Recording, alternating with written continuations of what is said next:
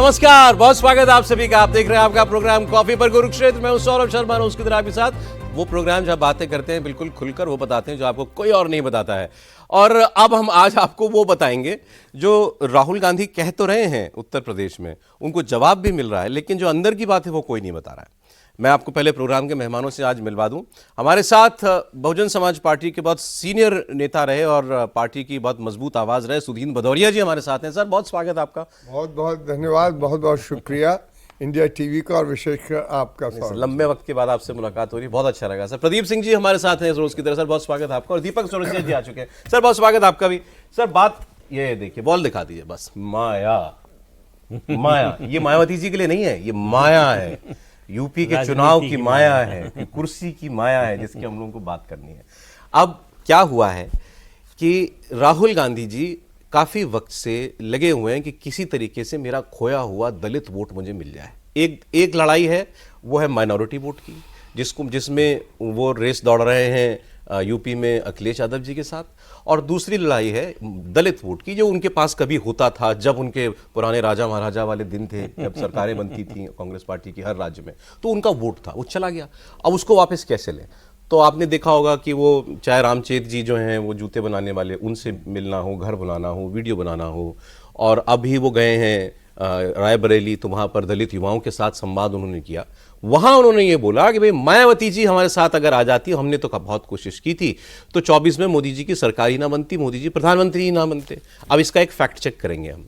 और मायावती जी ने जवाब ये दिया है उनको कि भाई ये लोग तो हमको बड़ी हीन दृष्टि से देखने वाले लोग हैं, बस जब ज़रूरत पड़ती है तब इनको, जहाँ कमज़ोर हैं वहाँ हमको याद करते हैं, जहाँ ताकतवर हैं वहाँ हमारे साथ बहुत ख़राब व्यवहार करते हैं। ये इसकी भी बात हम लोग करेंगे। मायावती जी ने यह भी कहा आगे कि हम इनके साथ चले भी जाते हैं तो भी हमें फायदा नहीं होता, हमारे लिए एक अलायंस करना हमेशा घाटे का सौदा रहता है। इसका भी फैक्ट चेक आज करेंगे। अब 2024 में हो जाता तो ये हो जाता, वो तो हो गई पीछे की बात, इसकी चर्चा छोटी होगी, बात ज्यादा आगे की होगी। राहुल गांधी की शिकायत के साथ साथ कहीं कोई हाथ भी बढ़ाने वाला मामला है क्या मायावती जी की तरफ कि अब तब नहीं तो अब आ जाइए हमारे साथ? 2 साल बाद 27 का जो यूपी का विधानसभा का चुनाव है, अब वो सबसे बड़ा चुनाव होने वाला है 29 के लोकसभा चुनाव से पहले, और ये सारी रस्साकशी उसी के लिए है। तो मैं पहले खबर को एक परिप्रेक्ष्य में रखने के लिए प्रदीप जी आपकी सहायता चाहता हूं। राहुल गांधी क्या चाह रहे हैं? वो शिकायत कर रहे हैं मायावती जी से कि आपने हमारा साथ नहीं दिया, मोदी जी देखो तीसरी बार आ गए, या वो एक कह रहे हैं कि चलो अब तो आ जाओ? ना, दोनों नहीं कह रहे। फिर क्या कह रहे हैं? वो कह रहे हैं कि हमारी जो हार हुई उसके अलावा हमारे अलावा सब जिम्मेदार हैं। तो वो किसी को भी जिम्मेदार, कोई भी थोड़ा भी पॉलिटिकल समझ वाला व्यक्ति होता तो इस तरह की बात सार्वजनिक रूप से तो करता ही नहीं। अगर आपको गठबंधन बनाना है तो पहले उसके पहले जो है बैकडोर से बातचीत होती है। पहले जूनियर लेवल के नेता बात करते हैं, फिर सीनियर नेता बात करते हैं, एक लंबा डिस्कशन का दौर चलता है, तब कोई गठबंधन बनता है। सार्वजनिक बयान देकर कोई गठबंधन नहीं सर, लेकिन इंडिया अलायंस में लाने की कोशिश कांग्रेस ने की थी, याद कीजिए। अभी सुधीर जी बता देंगे, बता रहा हूं जो मीडिया में आता था। नहीं, जो ये अभी बताएंगे कि मीडिया में क्या आया था, उसी के आधार पर बताएंगे, अंदर की बात ही छोड़ दीजिए आप। और पहली बात, दूसरी बात यह है कि राहुल गांधी जब ये बोल रहे हैं तब उनको क्या इस बात की समझ नहीं है कि अगर बसपा आएगी कांग्रेस के साथ तो सपा रहेगी कि नहीं? इसका आकलन किया क्या उन्होंने अखिलेश यादव से बात की क्या कि हम चाहते हैं कि इस गठबंधन का हिस्सा बसपा भी बने? तो अगर वो सपा और बसपा के इक्वेशन को नहीं समझते हैं, उनके अर्थमेटिक केमिस्ट्री दोनों को नहीं समझते हैं, तो इस तरह का बयान केवल जो है वो अपने को बचाने के लिए। लेकिन ये कोई, सर, अब कोई नामुमकिन बात तो है नहीं, सपा बसपा साथ आई ही थी, 19 में आई थी। नहीं, कोई चीज राजनीति में असंभव नहीं होती है, लेकिन उसका एक आधार होता है, एक पृष्ठभूमि होती है, उसकी एक तैयारी होती है, उसके लिए एक वातावरण बनाया जाता है। ऐसा नहीं है कि राजनीति में, राजनीति संभावनाओं का खेल है तो कुछ भी संभव है। एक दिन आप सुबह उठे और कहें कि फला हमारे साथ आ जाए और वो आपके, आप कह रहे हैं वो केवल अपना तीसरी बार लोकसभा चुनाव की हार का ठीकरा मायावती जी के सर रहे हैं। केवल अपना फ्रस्ट्रेशन जो है 2024 की हार का उसको छुपाने मैं थोड़ा सा मैथ्स आपको दे देता हूं इसका, जो गणित था चुनाव का। अब सुधीन जी बताएंगे कि फिर ये आरोप सही है कि नहीं है मायावती जी के ऊपर, और अगर अब वो आ जाएं साथ तो क्या 17 का चुनाव में योगी जी को, मोदी जी को हराया जा सकता है। 2024 में सिंपल वोट परसेंटेज का गणित जो है वो ये कहता है कि जिसमें कांग्रेस और सपा मिलकर के लड़े थे, उनका अपना दोनों का जोड़ दें वोट तो 43% था, भाजपा को वोट मिला था 41 समथिंग परसेंट, तो वो लगभग 2% वोट ज्यादा मिला था राहुल गांधी, और हम सब जानते हैं कि 33 पर रह गई भाजपा और 43 पर आ गए सपा और कांग्रेस। अब अगर उसमें बसपा का वोट भी जोड़ दीजिए जो कांग्रेस के बराबर वोट था 9.5% का, तो ये वोट 52% बन जाता है सर। और ऐसी कई सीटें हैं, मैंने आज पढ़ा 16 सीटें ऐसी हैं यूपी की जहां 2024 के लोकसभा चुनाव में मायावती जी का उम्मीदवार का वोट, जिस मार्जिन से हार हुई इंडिया गठबंधन के उम्मीदवार की, उससे बहुत ज्यादा था। फॉर एग्जांपल अमरोहा में कांग्रेस पार्टी के दानिश अली 28,000 वोट से हारे और बसपा के कैंडिडेट को मिला था 1.5 लाख से ज्यादा वोट। ऐसी 16 सीटें हैं, तो राहुल गांधी शिकायत क्यों ना करें? सुदीन जी देखिए, एक तो मैं आपके इस बात का भी उत्तर दूंगा कि राहुल गांधी शिकायत करें या इंडिया अलायंस वाले शिकायत करें, पर मैं इसके अतीत में भी जाना चाहता हूं और बहुत सारे प्रश्न खुले हैं अभी चर्चा के अंदर। एक तो ये जितने भी दल हैं, ख़ास तौर से कांग्रेस पार्टी, इनका एक अंग्रेज़ी में शब्द है बिग ब्रदर एटीट्यूड रखते हैं। ये मानते हैं कि आपको हमारे साथ आना है। ये जो एक बात करने का तौर तरीका इनका है, जो एक सामंती तौर तरीका है कि तो आप हमारे साथ आ जाइए या विलुप्त हो जाइए या समाप्त हो जाइए, ये जो तरीका है, इसके ज़रिए आज के युग में हर व्यक्ति, जब ये ऐसा दौर है, लोकतंत्र का दौर है, ये दौर है जहां लोग बराबरी चाहते हैं और लोग हिस्सेदारी चाहते हैं और सम्मान चाहते हैं, और ये दौर एकदम नहीं पैदा हुआ है। आप अगर देखें तो ये बहुत शुरुआती दौर में भी कांग्रेस के साथ जो रिश्ते रहे परम पूज्य बाबा साहब के, ये टकराव के रिश्ते रहे, और उन्होंने ही बहुत सारे ऐसे प्रश्नों पर कांग्रेस के उस समय प्रधानमंत्री थे जवाहरलाल जी, और बहुत सारी चीज़ों पर उनसे कहते थे हाँ, और फिर पीछे हट जाते थे, और फिर उनको पब्लिक के अंदर, जैसे हिंदू कोड बिल के अंदर हुआ, बहुत सारे ऐसे, उनको उन्होंने इस्तीफा भी दिया इस बात पे, और बहुत शुभ रहे। और आज तो पूरी कांग्रेस बाबा साहब की माला जप रही है सर। देखिए, कांग्रेस पार्टी ही नहीं, इस देश में शायद ही कोई पार्टी हो जो अब बाबा साहब के चरणों में जाके अपना नमन न करती हो। बिल्कुल ठीक। हाँ, पर इन सभी लोगों ने यहाँ के, जिस शहर में हम लोग बैठे हैं, दिल्ली के रामलीला मैदान में, वहाँ पर तमाम सभाएं उनको बिलिटल करने के लिए की हैं, उनके पुतले भी जलाए हैं। अब मैं नाम भी गिना दूंगा सभी लोगों का, पर वो उचित अरे नहीं। मुझे बताइए कि इंडिया ब्लॉक में शामिल करने के लिए बहन जी को 2024 के चुनाव से पहले नहीं प्रयास किए कांग्रेस ने? देखिए, एक चीज़ मैं बतला दूं, जिस प्रकार से अभी ये बोल रहे हैं कि मैंने उस समय उनकी एक, यहाँ पर 3 चीज़ें मैं कहना चाहूँगा जो आप कह रहे हैं शामिल हुए।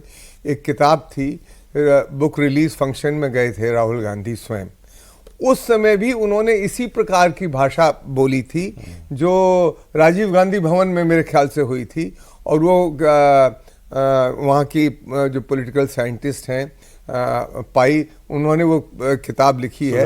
हाँ, सुधा पाई ने किताब लिखी है। सज्जन सिंह, हाँ, सज्जन कुमार, जो कई बार आपके यहाँ जेएनयू वाले। हाँ, तो उन्होंने ये संयुक्त रूप से लिखी। तो उसमें उन्होंने कहा कि हम तो चाहते थे और करते उल्टा है।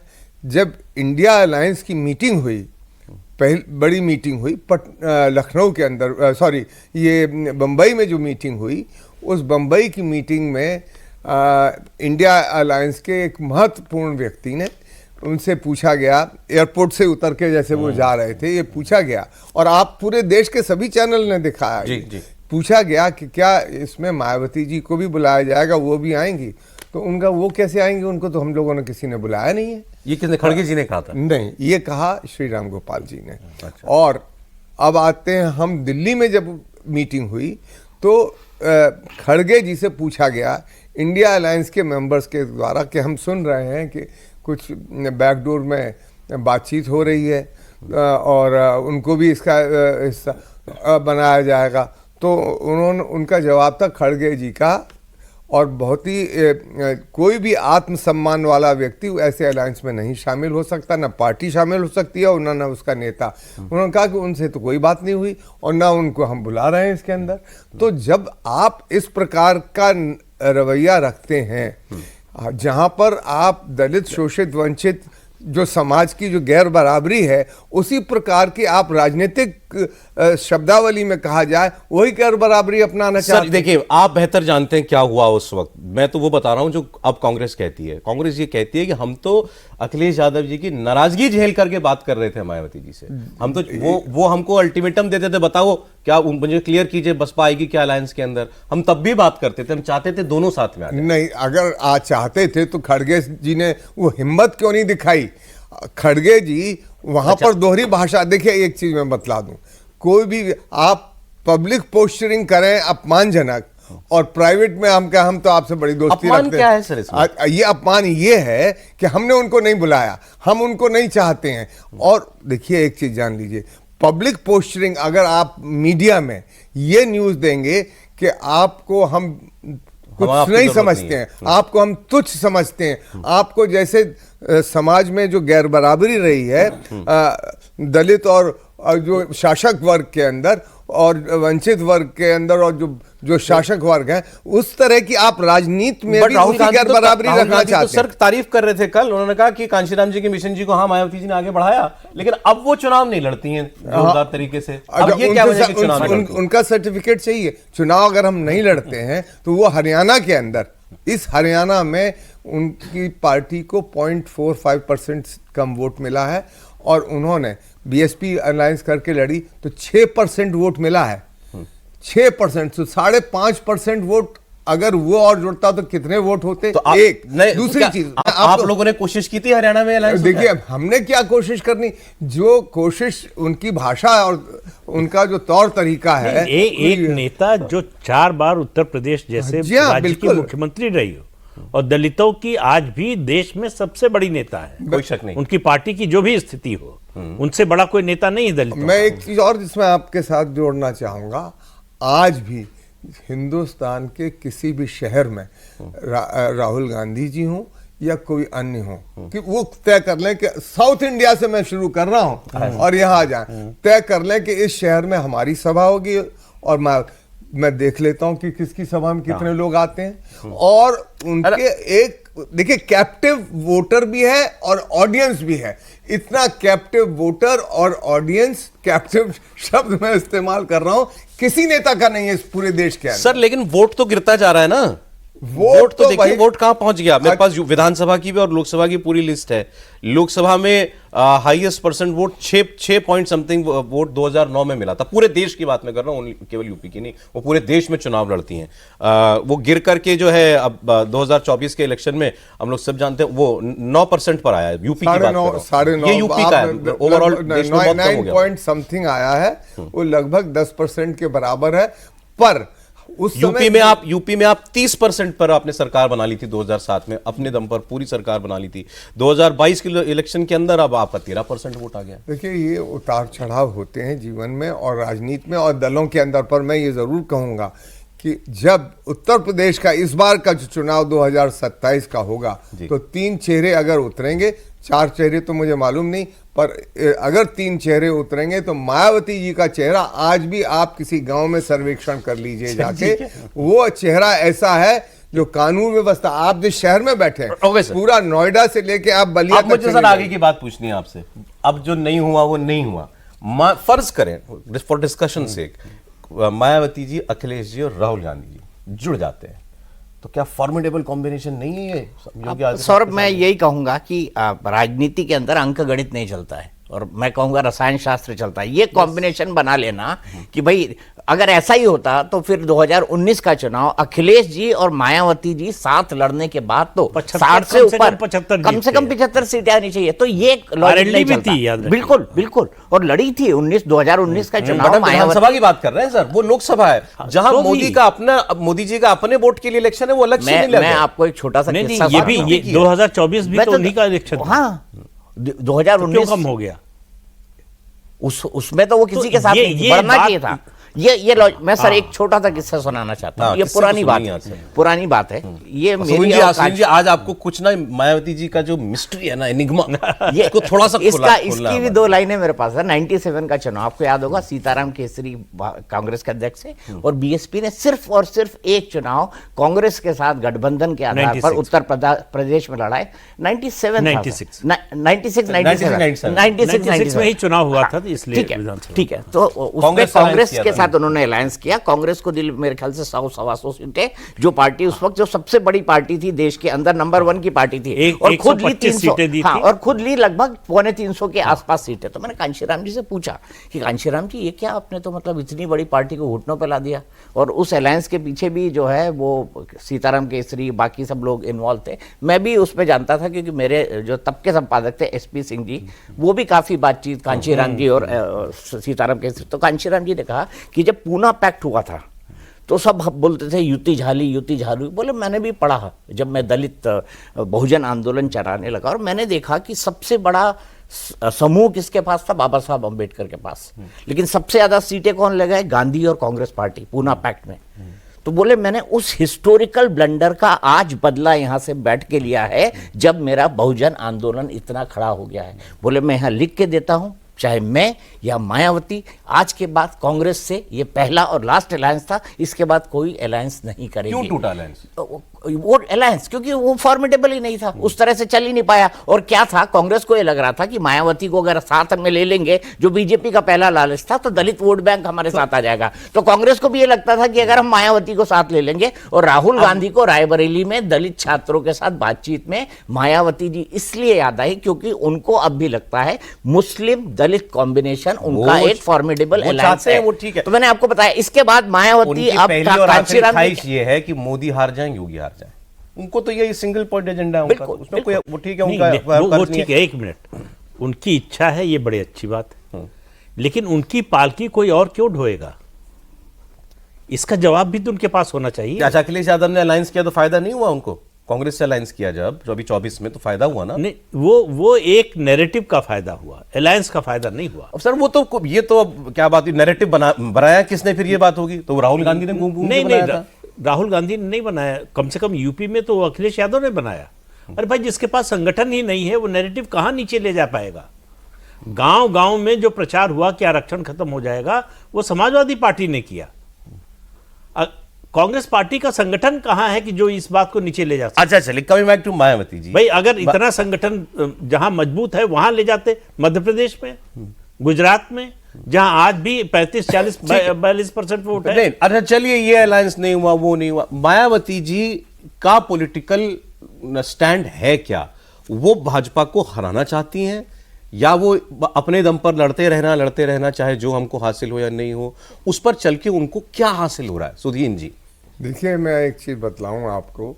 जब बाबा साहब अलग हुए कांग्रेस पार्टी से, तो क्या वो ये समझ के हो गए कि हम 2-4 साल में फिर से सत्ता में आने वाले हैं?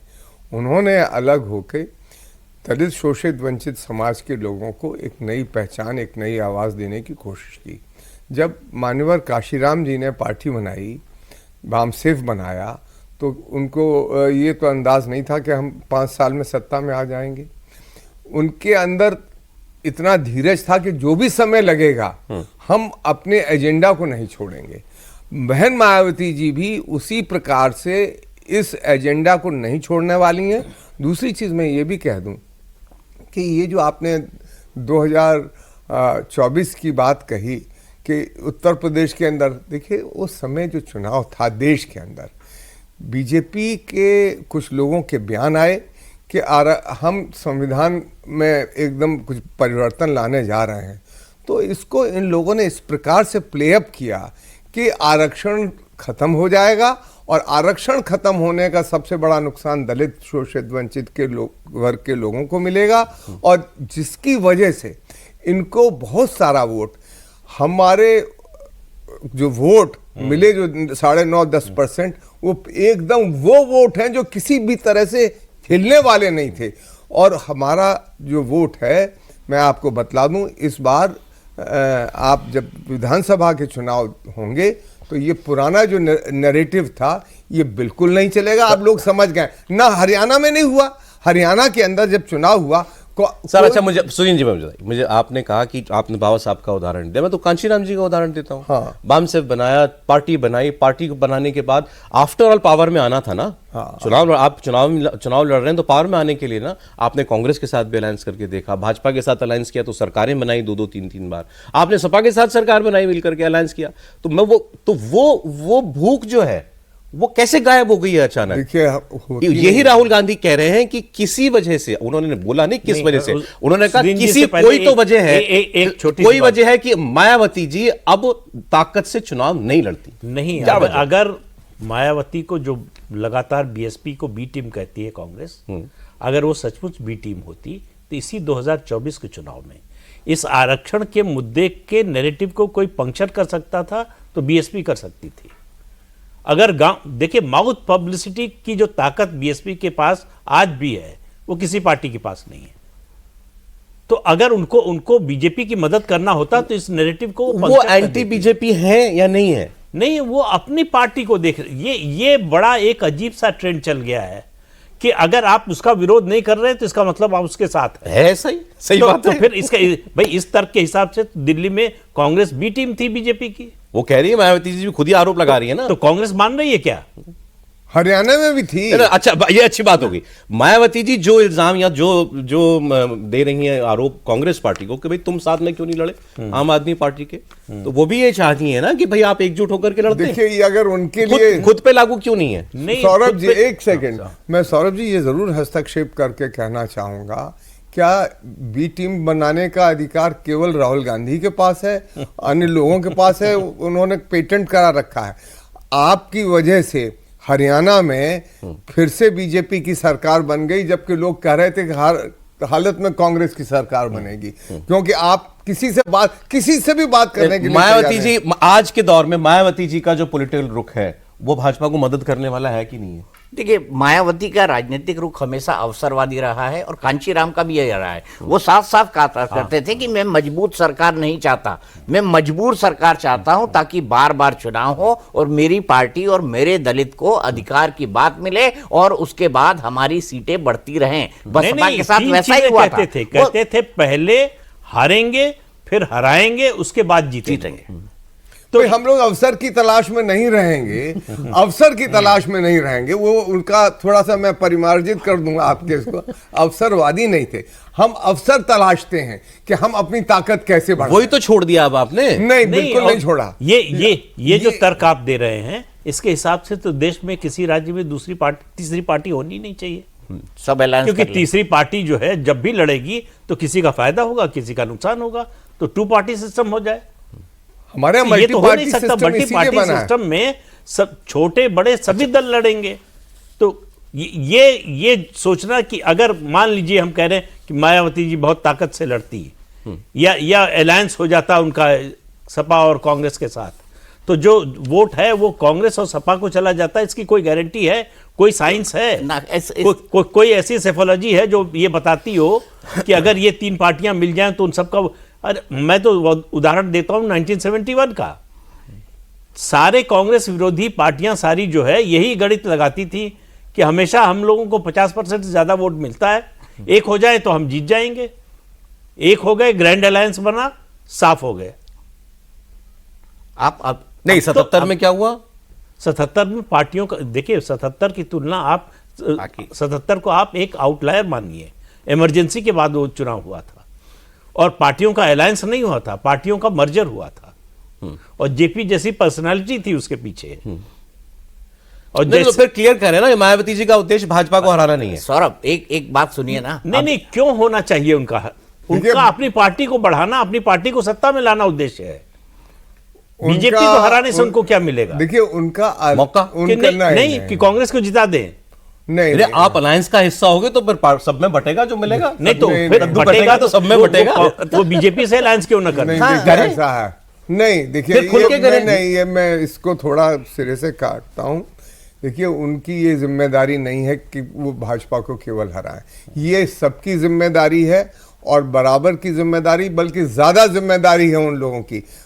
बीएसपी अपना कर्तव्य पूरा करेगी, तब करेगी जब पार्टी की जो हमारी शर्तें हैं नीति सिद्धांत कार्यक्रम के बारे में, और बहन मायावती जी का जो आदर और सम्मान है उसको आप दरकिनार करके आप चाहें कि आप किसी को हटा, तो आप अपमान कर रहे हैं दलितों को, शोषित जिस प्रकार से आप क्या इनको भी कोई राजनीतिक लाभार्थी वर्ग बनाना चाहते हैं? नहीं, हम अपने सिद्धांत, अपने आत्मसम्मान की रक्षा करते हुए अपनी राजनीतिक ताकत बहन मायावती जी के नेतृत्व में हासिल करेंगे। मैं सिर्फ एक बात कहना चाहता हूँ, बसपा खड़ी इसलिए है और दलितों का एक बड़ा वोट बैंक और माइनॉरिटी का एक बड़ा वोट बैंक इस चुनाव से पहले उनको मिलता रहा है, क्योंकि वो बीजेपी की विरोधी है, क्योंकि वो पॉलिटिकल नैरेटिव के लेवल पे जो एंटी, जो दलितों का वो वर्ग है जो एंटी आरएसएस है, एंटी बीजेपी है, एंटी राइट विंग फिलॉसफी है, एक वो उसका नेतृत्व करती है, और दूसरी वो खड़ी इसलिए है क्योंकि कांग्रेस के टूटते हुए वोट बैंक को उन्होंने संभाला है।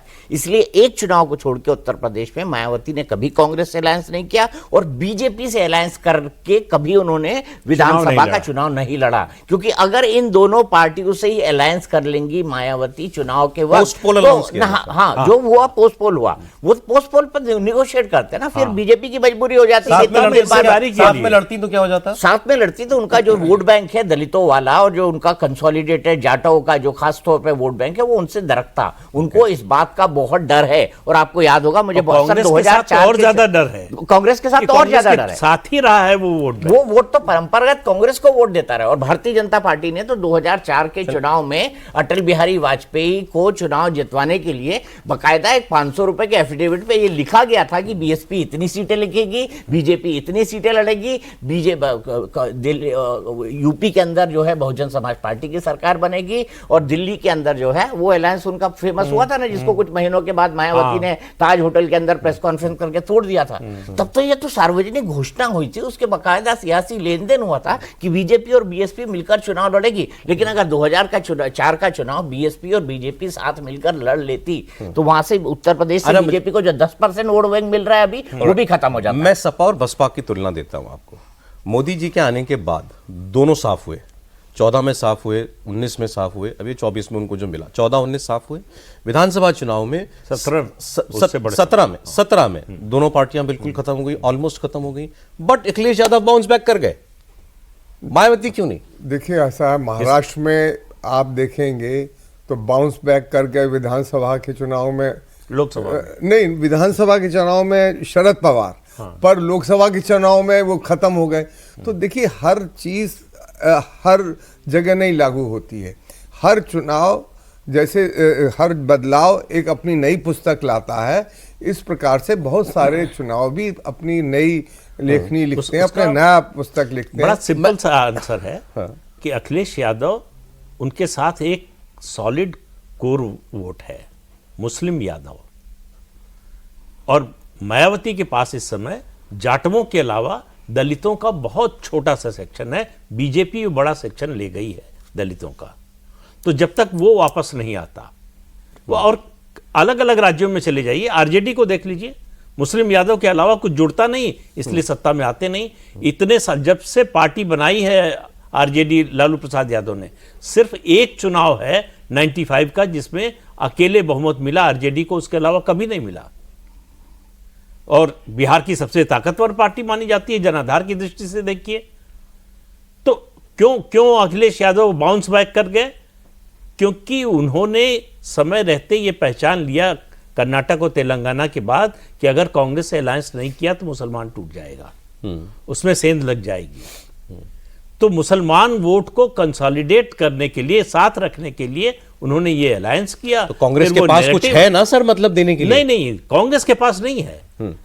कांग्रेस पसंद बनती जा रही है मुस्लिम मतदाताओं की, इसको रोकने के लिए उत्तर प्रदेश में ये ना होने पाए, उन्होंने अलायंस किया। अगर उनको इस बात के प्रति आश्वस्त होते कि मुसलमान किसी भी हालत में, जो मुलायम सिंह के समय तक था कि कांग्रेस के साथ नहीं जाएगा, तो ये अलायंस नहीं होता। आखिरी के मेरे पास 5-6 मिनट बचे हुए हैं, मैं थोड़ा सा बहन जी की पर्सनालिटी के बारे में जो कुछ लोग बात करते हैं, जैसे मैंने कहा वेरी एनिग्मेटिक, एक्सेस बहुत कम है उन तक, पत्रकारों से उतना नहीं मिलती जुलती हैं। मैंने भी बात की कुछ सीनियर जर्नलिस्ट से, तो उन्होंने बताया कांचीराम जी का काम करने का तरीका आप सब जानते होंगे, आपने देखा है वैसे तो सब कुछ, उनका काम करने का तरीका अलग था, मिलनसार ज़्यादा थे, वो ट्रैवल बहुत करते थे, गांव-गांव में जाते थे, लोगों को जानते थे, पत्रकारों से भी मिला करते थे, मायावती जी से तो ज़्यादा ही मिला करते थे।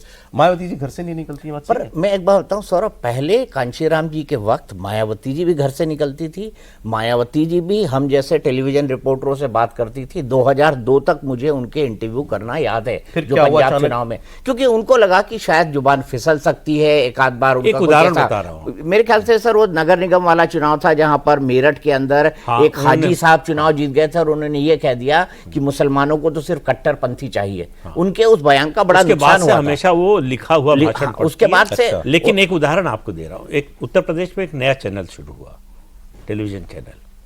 उन लोगों ने प्रस्ताव रखा, उस समय मुख्यमंत्री थी वो, उनके अधिकारियों के पास जो नजदीकी अधिकारी थे, कि हम आधे घंटे रोज देंगे मायावती जी को, वो जो बोलना चाहे बोले। अच्छा, तो उन्होंने कहा कि नहीं, इसमें गड़बड़ हो सकता। फिर उन्होंने कहा कि सवाल भी आप दीजिएगा, वही पूछा जाएगा। फिर कहा कि हमारा कोई रिपोर्टर ही नहीं आएगा।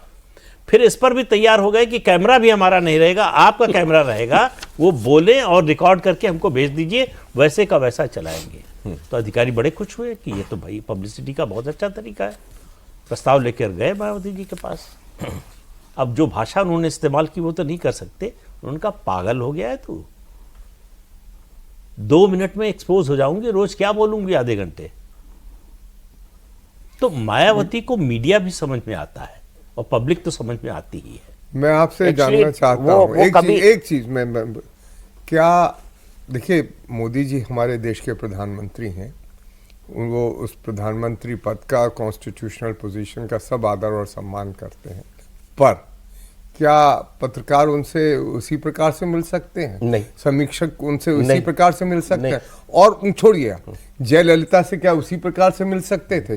क्या हमने बड़े बड़े हैसियतदार पत्रकारों का ममता बनर्जी ने जो हाल बनाया है वो भी देखा है। तो देखिए, कुछ लोग ये मान लें कि मायावती जी तो बहुत सरलता से उपलब्ध हो जाए, ये गलत है। और मैं एक चीज और, हमारा तजुर्बा एक और भी आ रहा है।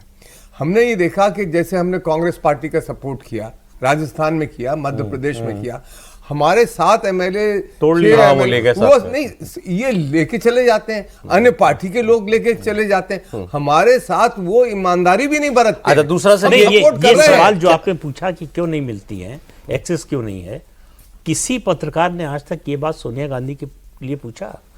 कांग्रेस के इतिहास की सबसे लंबे समय तक कांग्रेस अध्यक्ष रही, NSC की चेयरमैन रही, उसके अलावा यूपीए की चेयरपर्सन रही। कितना इंटरेक्शन होता था जर्नलिस्टों से, कितनी एक्सेसिबल थी। तो क्या मायावती जी डिक्टेटोरियल है?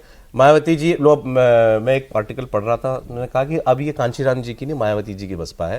जितने लोग थे कांशीराम जी के साथ के, मायावती जी ने बड़ी रूथलेसली सबको बाहर कर दिया पार्टी से। मैं एक चीज, और भाई उसमें ये भी लिखा था कि किसी बड़े पत्रकारों को कोट करके कि मायावती जी की डिक्शनरी में माफी शब्द नहीं है, कोई गलती हुई तो ओवर। मैं एक चीज और मैं बतला दूं, हर नेता का अलग किस्म का एक स्टाइल होता है, व्यक्तित्व होता है। जब वो सत्ता में आता है और जब वो पार्टी संभालता है तो अपने पसंद के लोग, अपने चुनिंदा लोग नहीं। आप इंदिरा गांधी से लीजिए, जवाहरलाल नेहरू के साथ कौन लोग थे, उसके बाद इंदिरा जी के साथ क्या वो लोग रहे? इंदिरा जी के साथ जो लोग थे क्या राजीव गांधी के साथ रहे? राजीव गांधी के साथ जो लोग थे क्या वो फिर जो मनमोहन सिंह जी के और सोनिया गांधी और अब राहुल गांधी के साथ जो लोग हैं क्या वो उस समय थे? तो ये देखिए बदलता है, और हर नेता, और यही बीजेपी में है। मैं किसी बड़े नेताओं का नाम नहीं लेना चाहता हूं, उनका हर्ष क्या हुआ है। जो अब मान लीजिए वर्तमान नेता लोग हैं, क्या उन लोगों की जो पुराने सीनियर लीडर्स हैं, तो ये हर नेता का एक बट पार्टी आपकी आइडियोलॉजी, आपकी पार्टी एक्सपैंड कैसे करेगी? भाई आज ठीक है, आपने मोदी जी का उदाहरण दिया, मोदी जी के पास 70 तरीके हैं लोगों से इंटरेक्ट करने के, किसी ना किसी बहाने वो अपना कोई ना कोई बात कहते रहते हैं ना। हमारे मायावती यहाँ जी भी वो नहीं है। करती। या दूसरा, आप मीडिया का उपयोग कीजिए, आप टेलीविजन पर आइए, अपनी बातें कीजिए। देखिए, हमारा आप बसपा बस सर रहे बड़े लंबे अरसे तक राष्ट्रीय प्रवक्ता, वरना प्रवक्ता ही नहीं है पार्टी के, पार्टी की बात बताने वाला कोई आदमी नहीं है। मैं आपको ये बता दूं, मायावती इन चीजों पे यकीन नहीं करती। कांशीराम अपने जमाने में कहा करते थे, बोले तुम क्या कर लोगे, छाप दोगे मेरे बारे में कुछ उल्टा, टीवी पे दिखा दो, हमारा वोटर तो देखता ही नहीं, हमारा वोटर अखबार पढ़ता ही नहीं। तो अभी भी वो परंपरागत उसी सोच की हैं। आप ये बात भूलिए कि उन्हीं मायावती ने 2007 से 2012 तक यूपी में दलित ब्राह्मण अलायंस करके एक सफल सरकार चलाई है। लेकिन अब मैं फिर कह रहा हूं, 2014 के बाद राजनीति बदली है। मायावती जी जिस तरह की परंपरागत राजनीति करती है, शायद उसकी जगह नहीं है। 24/7 की राजनीति है। इसीलिए चंद्रशेखर आजाद जैसे नेता नगीना से चुनाव जीत जाते हैं और बीएसपी वहां पर सरक जाती है। वो वोट बैंक कहीं ना कहीं से तो हो रहा है ना। और चंद्रशेखर आजाद भी अपने आइडियल कांशीराम को ही मानते हैं। तो मेरा ये मानना है कि मायावती पिछड़ी इसलिए है, उनका वोट बैंक घटा इसलिए है क्योंकि मायावती जी अब उस राजनीति, आप अखिलेश और मायावती जी का अंतर क्या है? अखिलेश फिर भी 2024 के चुनाव से पहले 2022 आ रहे, उसके बाद 2024 तक वो लगातार गांव-गांव घूमते रहे, संघर्ष करते रहे, छोटी बड़ी जैसी भी हो समाजवादी पार्टी की मीटिंग करते रहे, सोशल मीडिया पर अपना एक नैरेटिव सेट करते रहे। लेकिन की एक बड़ी वजह यह है कि 2007 से 2012 अकेले जब बहुमत मिला, देखिए जब पहली बार मुख्यमंत्री बनी तब से सबसे बड़ा काम क्या किया, दलितों को सम्मान दिलाया। बिल्कुल ठीक। थाने में कोई दलित चला जाए तो सब इंस्पेक्टर खड़ा होकर बात करता था, उससे पहले अंदर घुसने नहीं देता था। तो ये सम्मान की भावना जो उनके अंदर पैदा हुई, जो उनको लगा कि हमको बराबरी का दर्जा मिल रहा है, उसकी वजह से मायावती का कद और बढ़ा। 2007 में अकेले बहुमत मिल गया। लेकिन उसी वोटर को उम्मीद थी कि अब अकेले सरकार है, बहुमत की सरकार है, तो इससे आगे वो दिल मांगे मोर वाला है कि यहां तक तो आ गए हम, अब इससे आगे भी चाहिए, हमको रोजगार भी चाहिए, हमको घर भी चाहिए, अपने बच्चों की पढ़ाई भी चाहिए। इसके लिए क्या किया उन्होंने? आप 2007 से 2012 का कार्यकाल देखिए तो जाना किस लिए जाता है? मूर्तियां बनवाने के लिए, पार्क बनवाने के लिए। मतलब ऐसा नहीं कि केवल वही काम किया उन्होंने, लेकिन याद इसीलिए। मैं इसमें ये जरूर जोड़ना चाहूंगा 1 मिनट के अंदर कि देखिए जो हम लोगों का,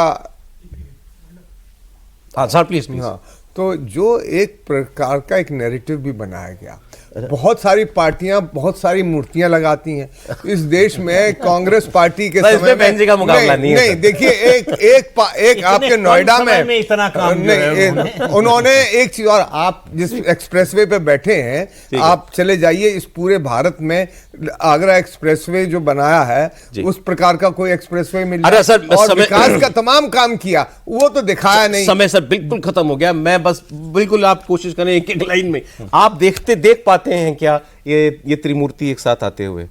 राहुल गांधी, मायावती, अखिलेश? बिल्कुल नहीं, किसी भी हालत में नहीं। मायावती जी नहीं आएंगे किसी कॉस्ट? देखिए किस लिए समझौता होता है?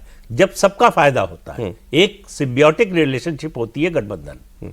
इसमें जब किसी एक का फायदा होता हुआ दिखे तो गठबंधन। इसमें किसको फायदा होगा? कांग्रेस पार्टी को सिर्फ। हाँ, आपको लगता है? बिल्कुल असंभव है ये गठबंधन होना। मायावती जी इसको कभी नहीं मानेंगी। सर यही है। देखिए मायावती जी वो कोई ऐसा कार्य नहीं करेंगी जिससे दलित शोषित वर्ग का कहीं समझौता हो उनके हितों का, और अपने आत्मसम्मान को कहीं भी वो झुकने नहीं देंगी। वो इस प्रकार की राजनीति उन्होंने न की है, ना वो करेंगी। सर बहुत बहुत धन्यवाद आपको, स्पेशली आप इतने लंबे वक्त के बाद आए और बड़ा लंबा समय आपको ट्रैवल करने में भी लगा, लेकिन आप आए। बहुत शुक्रिया सर, बहुत मजा आया बात करके। सुदीन जी, प्रदीप जी बहुत शुक्रिया आपका, दीपक जी बहुत शुक्रिया आपका भी। मायावती जी पर आप देख रहे थे आज का स्पेशल एपिसोड कॉफी पर कुरुक्षेत्र का।